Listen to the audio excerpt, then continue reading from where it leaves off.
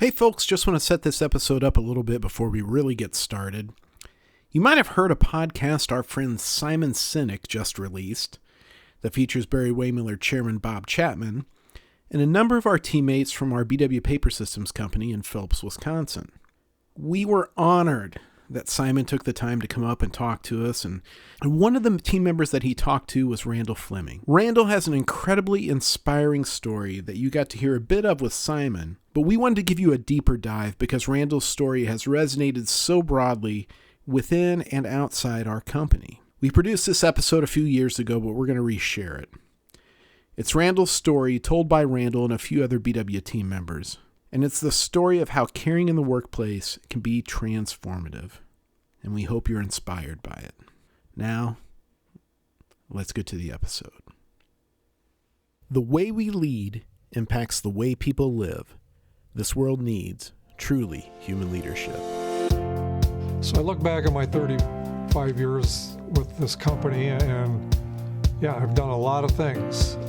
And I can say that I couldn't have planned a better career path than what I've had, even through the bad times, even through the rough parts, because the company was always there.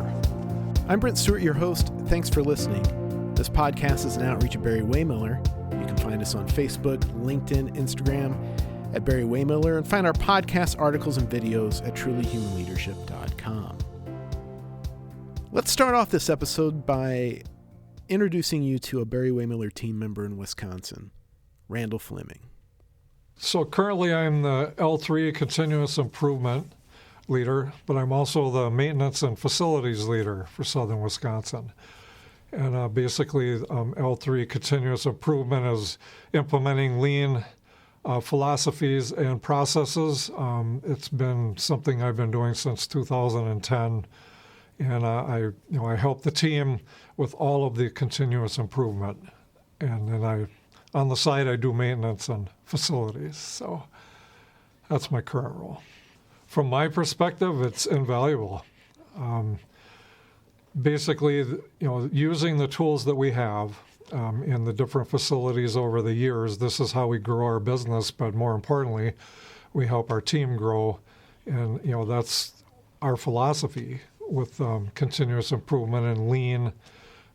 We have our playbook, but to me it's more about growing people by helping out with process. And it's invaluable from my perspective. Well, anytime I'm brought into a project, my first thought is, what tool are we going to use? What lean tool are we going to implement to help the team be successful? And then I'll work with a core groups, and we'll put together a plan. Then we'll start bringing more team members in and getting them involved. But anytime I'm approached to work on a project, I immediately think, what's the best tool for this situation? And what I mean by tool is lean tool. Often when our CEO Bob Chapman is out talking about our journey of truly human leadership, building a company that values our people alongside purpose and performance, he's asked, what about the people who don't get it? What about the people who don't care or who actively work against what we're trying to do for whatever reason? And Bob will often say that we focus on the positives, not the negatives. But he'll also say, what would you do if that were a member of your family? How would you treat them? Now, Randall's been an important part of our continuous improvement journey at Barry-Wehmiller, or as we've called it in the past, L3. But I want to go back a few years to Randall's beginnings with us at Barry-Wehmiller, to the year 2000, when we acquired a company called Marquip in Phillips, Wisconsin, which is now part of our BW Papersystems company that makes machines that produce cardboard boxes, among other paper-based products. And I'll let Randall take it from here. I began with Marquip in 1988, spring of 88. I was looking for a job, and Marquip was in the first big hiring that they had done in a few decades, and I happened to be in one of the huge hirings that occurred, and I got an entry-level position.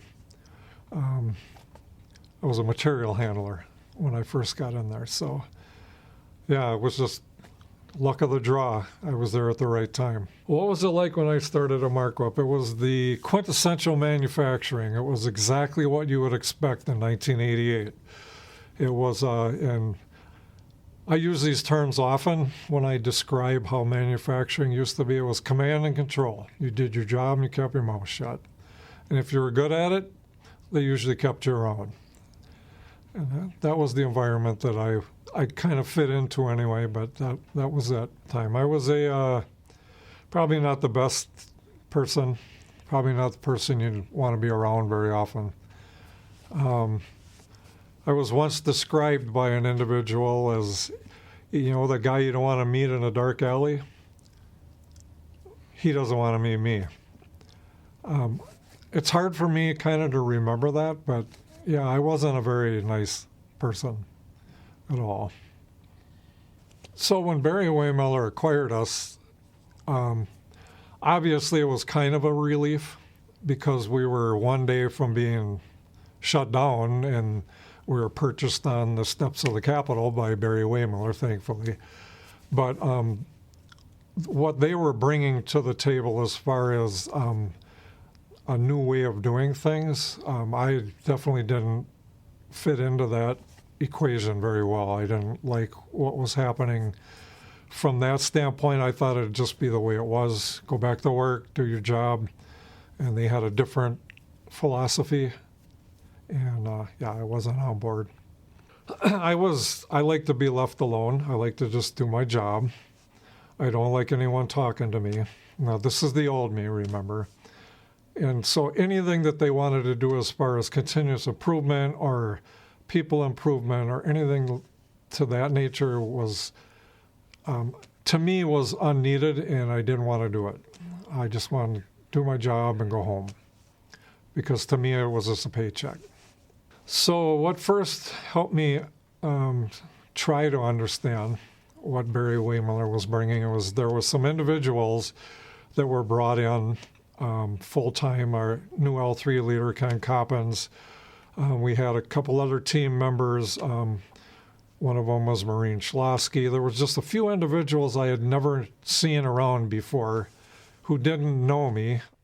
As we dig deeper into Randall's story, I want to introduce Ken Coppins and Maureen Schlosky. Ken is now a professor in our internal Barry-Wehmiller University, and Maureen is now retired from our organization, though she was a professor in Barry-Wehmiller University.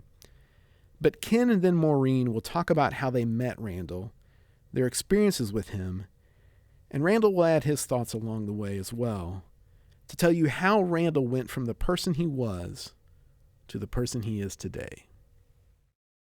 Okay, so it was around 2006 into 2007. I had been asked to take a temporary role up in Phillips as their L3 team leader. They had been on the L3 journey, but had gotten a little off track.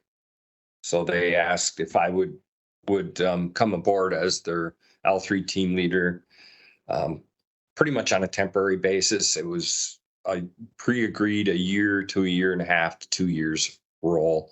And then I would go back to PCMC at the time, because that's where I had been working. So I went up there, and like immediately you could tell there was some resistance within the organization to kind of anything L3.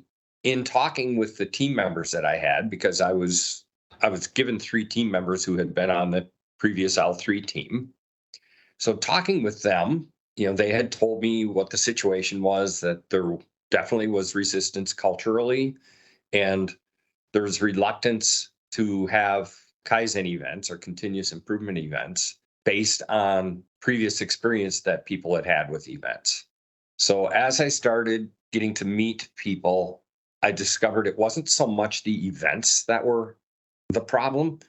It was some problems with communication and with people's attitude towards continuous improvement. So in talking with my team, I have been told there was one person in particular, there were a handful, but there was one person in particular that would be a real challenge to convince that L3 was the way forward. So I said, well, who is that? And they told me, well, it's Randall Fleming.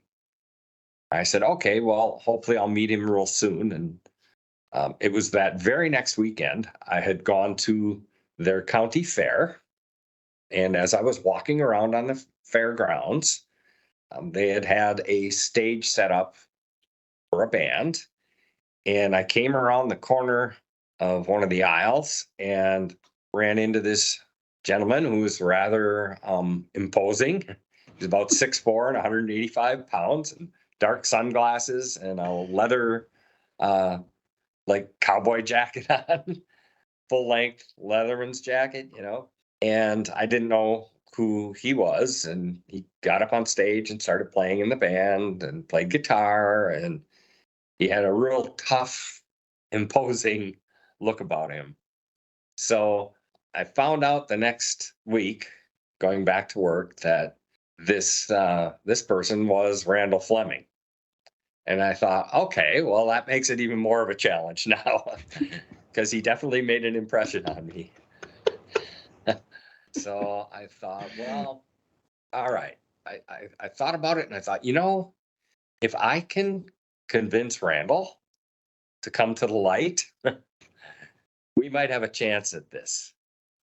I was on the L3 team at the time, and our goal was to try and get everybody to go through our communication skills training class and to participate in some kind of L3 event, whether it was a 7S or, any of the events that we did. And Ken was our leader of the L3 team at the time. And he and I were just chatting, and we said, okay, so there's this guy who's down in the machine shop in the fabrication area. And everybody says there's no way you're ever going to get him to participate in anything. Like, he is a loner on purpose. He walls himself off from everybody. And there's no way he will participate. And of course, I took that as a challenge. And I said, Ken, just watch me. So I walked down to his area, and he literally had it walled off. He had every single piece of equipment surrounding his area like a fortress. There was no way to get in and out. And so I climbed over. And I walked in because I could tell he was back there working, and he had his shield on. And I tapped him on the shoulder, and he goes, how the heck did you get in here? And I said, where there's a will, there's a way. And so he's just like, what do you want? And I said, Randall, I really think that you would love it if you would participate in some of these events. I said, you are like one of the best workers according to your leaders, like your work is flawless. And the whole organization can benefit from your knowledge and your experience. And he goes, get out of here. And so, but I wouldn't take no. So I kept like hounding him for days. I would see him like in the lunchroom or going to, heading towards the men's bathroom. I'm like, Randall, he's like, yeah, get out of here. So I decided that what I would do is start making daily walks out into mostly operations at first, because that's where the most help was needed, I guess you could say. It seemed to be that's where the greatest need was. So as I started making my rounds, I called them my doctor's rounds, I began to engage a little bit with him. And at first, there was definitely a coolness there. I got the sense of, what are you doing here? Get out of my area. And of course, he was a welder, a fabricator. So he often had his welding mask on. His shield was down. So it's sort of a Darth Vader situation. But I would wait for the right opportunity and go into his area and just started talking with him. How is his day going? What's he up to today? And, for quite a while, there was definitely kind of a nervous interaction between the two of us. But then I would walk around and talk with other people and started building relationships. And I figured out that's what I really needed to do with Randall, and stop talking so much about work and start talking about life. They started stopping by, and it started by saying hi, and I wouldn't respond, but they just kept coming back. and they would always say hi, or they'd stop and ask me a question, and they started to aggravate me to the point that I started to talk to them, for lack of a better way of saying it. So I started to get an interest in, why are these people talking to me? Why won't they just leave me alone? And it slowly built from there once I started talking to each one of them individually and allowing them to hear something from me that I normally wouldn't share. I started to understand it wasn't such a bad thing, that they actually had my interest at heart, my best interest, which had never happened before. So I could be very persistent to the point of maybe being aggravating. But I saw something in him. I really did. I saw something in him. There was more to him than the persona that he bore. And I thought, I'm just going to stick with it. And despite our obvious physical similarities, we had a lot of life similarities. No, but we had, similar things that had happened fairly recently in our lives. We had both gone through divorce and things like that, and just very similar outlooks on life, personal journeys, and where things that he had gone through, things that I had gone through. And once he found out that I had gotten my boots dirty, so to speak, on a factory floor and kind of understood what that environment was all about, I could feel his guard going down. And like I said, we needed to start building a relationship more personally than a work relationship before he would let that guard down further. But I could slowly feel that persona melting away. And we just started talking more and more and more, way more about things outside of work. Then as that started to build up, then it was much easier to have conversations about work. And I found out he really was interested in continuous improvement. He saw how things were, and I heard about his aggravations and frustrations, and we would just talk about those. And I listened a lot. I just became a sounding board for him. It set me on a whole new course in my life. And it took a few years when I decided that I didn't want to be the person I described to you earlier. I didn't think I wanted to live the rest of my life that way. And I knew there was no one that could help me. And so I started to look at Barry-Wehmiller and embrace the ideas that they were telling me about. But also on a personal level, I knew that I couldn't do any good the way I was. And so I started a personal journey of change on my own, just trying to become a different person. I don't want to say a better person, just I wanted to be someone that wasn't looked at as to be avoided. I wanted to start trying to help. We got him to sign up for a communication skills training class. And when he got in the class, he pretty much said, I don't believe in any of this stuff. I know that if you don't do it, it's going to be a black mark on my record.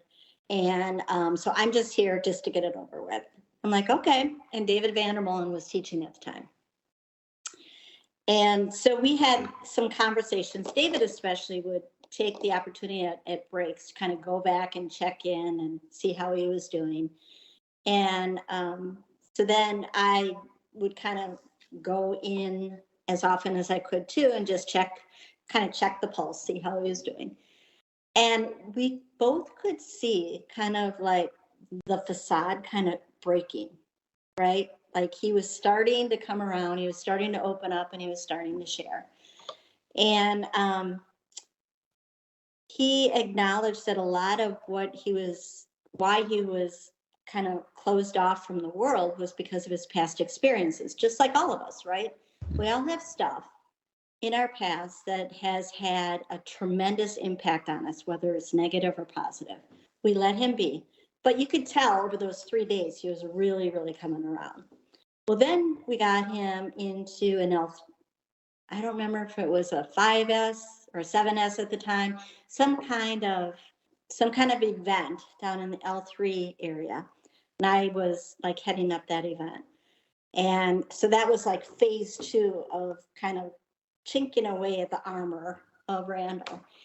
And I think it just kind of kept growing over time because he realized that his life really wasn't fulfilled by shutting off from everybody, that he really did have a lot to offer, that a lot of people wanted to listen to him.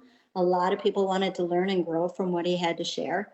And you could just tell that like he was just opening up and he was like blossoming.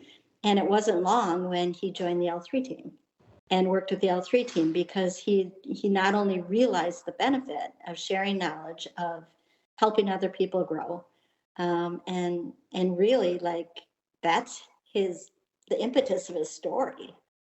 So those classes, to me professionally, have introduced me once again to people I would have never met globally. We used to come together as groups that were selected from all over Barry-Wehmiller, and you'd meet all of these amazing individuals and form lifelong relationships, basically. I'm still in contact with most of my old classmates from many of the classes. And so on a professional level, it meant everything. I mean, I learned so much just from the people around me, let alone the professors in the classes. Personally, I mean, it's huge growth for me personally because the more I learned, the more I was able to share with others, help them grow. And, personally for me, like I said, I wanted to help. I had made up my mind I wanted to help, and I've been given that opportunity. And so personally, it's gratifying, fulfilling, any number of words you can pick, just to be able to help someone. He brought a lot of things from his previous life experiences. He brought that up quite often. And like I said, I just became a sounding board. And I think in some ways there were a lot of times he just wanted to be heard because he knew, he was well aware that he was seen for his exterior shell. But I don't know if he, for quite a while, that he had felt seen as a whole person. So with any new process, what began to pique my interest was Barry-Wehmiller said, we're here to help. We're here to help. We want to help you change things. We want to make it better. Well, you hear that your whole career and nothing ever changes, but I could see things around me happening in other departments. Okay, it was subtle at first, but as I saw other departments improving and their team members being happier, now you have to remember where I worked was, we were the redheaded stepchildren. We were the rough guys. Fab was the rough area to be in, and it's hard to make that a better place to work. It's a rough environment. But I started to think, well, why can't we do that here? But no one was going to do it in our area, partly because none of us wanted to do any of the good things that we were being asked to do. And that started to pique my interest. It's like, I want my area, selfishly at first, to be better. But then I realized it wasn't just about that. And this was over the course of conversations with different individuals like Ken and Maureen, and them constantly reassuring that we can do this. So it was just seeing it happen in front of me and then finally wanting to be a part of it. When I finally started to open up, they were more than willing to listen. In fact, I can remember Maureen especially was almost ecstatic that I was, willing to talk and share things with her. Because, in the environment that I was in, it was, a bunch of rough guys, and, Maureen's a nice woman, and it was just an interesting scenario that she had walked into. And, to me that was special, and it made a difference. So for me, that was the biggest challenge in the world is let's get this guy to open up. I don't take no for an answer very easily. And I think it was just, I could see something in him as well, No, not only had we heard from other people that he would let in, that, he puts up this facade or this armor around him, but that's not the true Randall. And so once you got him to start talking about his family, who he said he had not seen in years, but that he really kind of missed them. And then the stories over the years was he was back with his kids, and you could just see him, and it was like, you could see his heart growing, and you could just feel the enthusiasm growing, and for me that was really what I had hoped would happen. You never know, but you don't give up on anybody. I mean, that's what Bob taught us, right? And then we began to talk about, what does the future look like? And I explained to him that, in a while I would be going back to a role with PCMC. And we talked about what he would like to do next. He liked what he was doing, but he had frustrations and was also considering what he wanted to do next in life. He had some various opportunities, but he wasn't able to ever convince me that those were things that he really wanted to do. So I just continued to work with him and encourage him that he was capable of much more than welding and fabricating large frames. He could work with people. He had a lot to offer. He had a lot of ability to coach people, and he was an influencer within that organization, particularly in manufacturing. If Randall said something, it was important. So the more he started talking about continuous improvement, it helped other people make that journey. So he became my ally. He stopped being my kryptonite. So it wasn't, I was still working in fab, and I was in my personal change and becoming what I wanted to be as a person, and I wasn't able to help. And I was losing interest in what was going on around me. And so I was looking for a job elsewhere. And I had actually got a job offer. And there was right about the time that we had our yearly review. And I had a foreman who was brand new. He had been my foreman for 3 days. And he had to give me my review. And I told him, you don't have to do that. I'm giving you my 2-week notice. And Jay Dietz at the time was our production leader. Well, he must have caught wind of something, because he had told my foreman, I know Randall's going to want to talk to me. So after you do his review, let me know. Well, Jay came down, and I told Jay, I said, I can't do this anymore. I'm leaving, because I want to help, and I can't help. I'm stuck. I'm a welder, and they're not going to let me do anything. And he literally looked at me and said, I'm going to give you 3 senior leaders. I want you to talk to each one of them, and maybe we can find you something else to do, which was a shock to me, because having been a fabricator for 20 years, I figured they were never going to let me do anything else. And during those 3 conversations, I met Shane Roberts, who was the L3 leader.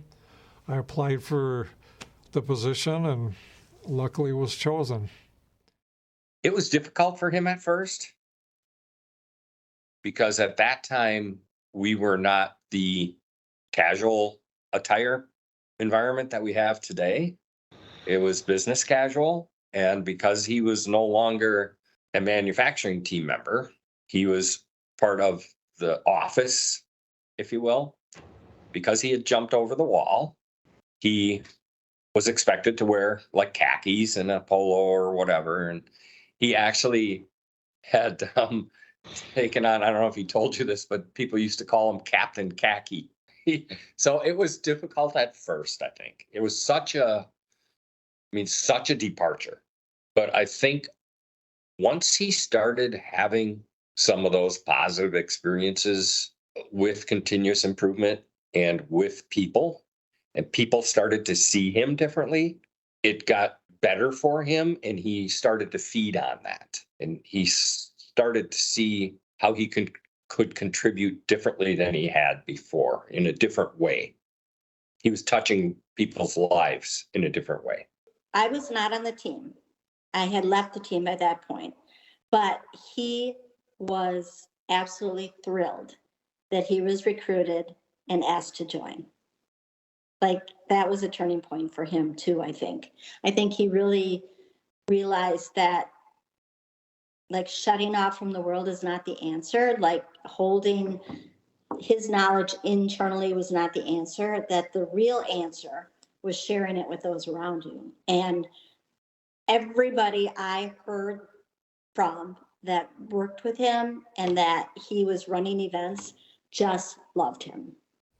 So I actually started liking doing lean from the moment that I was chosen to be on the lean team, because it was something I never thought possible. I mean, I knew there was a L3 team there, but I never thought I would ever be a part of that. I just thought I might be able to contribute in a small way. But yeah, from the minute I was selected and was around the L3 team and started learning about it, yeah, I was 110% on board. So how lean changed my work life was it first of all introduced me to a whole host of people I had never met. In 20 plus years of working in a company, and you haven't met people who were there just as long, because it was us and them. But more so, along with my personal journey, it changed the dynamic of who not only I was, but who people saw me as. And what I mean by that is my old team had some reservations about what I was doing. You know, they were all for me helping out, but they couldn't understand why I was leaving Fab, going into lean, and it was a struggle for a while. But I just made up my mind that I'm going to help whether they want me to or not, and it did. It helped me to keep going back, and it did get better. You know, I was able, and believe it or not, when I was brought on I was in a position now where I could do that. Randall Fleming's story is a testament to the power of leadership, to the power of meaningful work. Not the command and control philosophy of management that Randall described earlier, but a workplace rooted in empathy, with everyone working toward a shared purpose. We say at the beginning of this podcast that the way we lead impacts the way people live. In Randall's case, it made a life-changing difference. So when I reflect on my journey, there's a lot of joy that I can glean from all of it. I mean, I look back at even prior to my change personally, I was given a lot of opportunities, or I took a lot of opportunities as they were presented to me. And so it gives me a sense of fulfillment and a sense of pride, because I was taught, when you're given an opportunity, take it and make the most of it. But don't take an opportunity if you're not, sure that this is what you want to do. So I look back at my 35 years with this company, and yeah, I've done a lot of things. And I can say that I couldn't have planned a better career path than what I've had, even through the bad times, even through the rough parts, because the company was always there. I mean, they always, even Marquip, the company that it was, they were a good company, a global leader. They were, they always had a job. But I would have to say that I look back at it and kind of find it hard to believe that I've been through that. I think a lot of us have things that have happened in our past that we've tried to compartmentalize them, push them back, don't think about them. And whether it was work related, personal life related, sometimes they blend, right? Sometimes I think it's really, really important, whether you come to terms with it on your own or you have the opportunity to share it, like Randall did. I think he got confirmation of something that we all thought. Not only did he have a great work ethic and he was very talented, but he was also a leader. And he never thought of himself that way.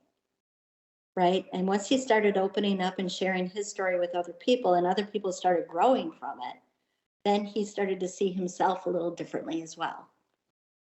And, I don't know that you could ever, think in terms of like, how much is that worth? Right? Because everybody is different. But in Randall's case, it was everything. He reunited with his family. He reunited with friends. He started biking again. Like he got, he really got in the fitness groove again. Like, I feel like every aspect of his life transformed, or at least he got back to what made him happy. And I think that's really, really important for all of us. I think Randall's story represents, there's a few things. There's hope, there's possibility, that whole aspect of what if. But it really is transformation, hope, and just possibilities that because I'm going back to our earliest conversations between he and I, and just knowing that there was something in him that wanted to come out, but he didn't have a vehicle, and he found that vehicle to have it come out. It's like that submarine surfacing, he is an unlikely, from the surface, an unlikely best friend. He and I, we never see each other without giving each other a hug. We'll go for so long without talking with each other, and we'll both be like, what the heck? So there's a real, true, deep friendship there that developed out of someone who I would have never said, we're going to be best friends someday. And who other people, knowing the two of us, would have said, yeah, those two are never going to, Randall's going to twist them up like a pretzel. Like I said, he was a big influence in that organization, outside of manufacturing even. People knew who Randall Fleming was. And I think what happened was people sort of started to observe that transformation, if you will, and say, well, if he can do it, I can do it. Or maybe it's not so bad. The most important thing I learned is just have an open mind. And don't judge people. You meet them where they're at. You don't try and push them to where you want them to be. And they'll get there on their own. But everybody needs it. Some people need like just the basic corporate speak, and they're fine, and they checked it off their box and they leave. It's the people that push back the most, I think, that gain the most from everything that we're offering. I remember we were doing a class down at American Airlines in Dallas. And we were talking a little bit about the Barry-Wehmiller story, but I also added some personal flavor to it as far as like my life and things that I'd gone through. And a woman came up to me on break and she said, oh my gosh, thank you so much for sharing that. She said, down here, we like keep our corporate life separate and our personal life separate. And she said, but you can't compartmentalize life. Life is life, right? And so sometimes something happened at home that brings you in a really bad mood when you get to work, and you got to turn it around, and you just can't. And you shouldn't like just shut it off, because you can't, right? So you're a human being. You're not AI, right? You're not like something that can just be all work. You're a human being. And she just really thanked me for sharing a personal story in a corporate training, because she said, we don't do that here. So what do I hope people take from my story when they hear it? That it's possible. And what I mean by that is, look at the situation you're in. If you feel that there's no way out, there is a possibility if you ask. And what I mean by that is, I didn't so much ask for the opportunity. I was given opportunities by Barry-Wehmiller. But if you ask for something and you really want it, you can do it. And, there's personally, that journey is one that I don't really even know how to describe anymore, but if you want to change, you can. It's up to you, but you really have to want to change. So do you have Randall Flemings in your organization?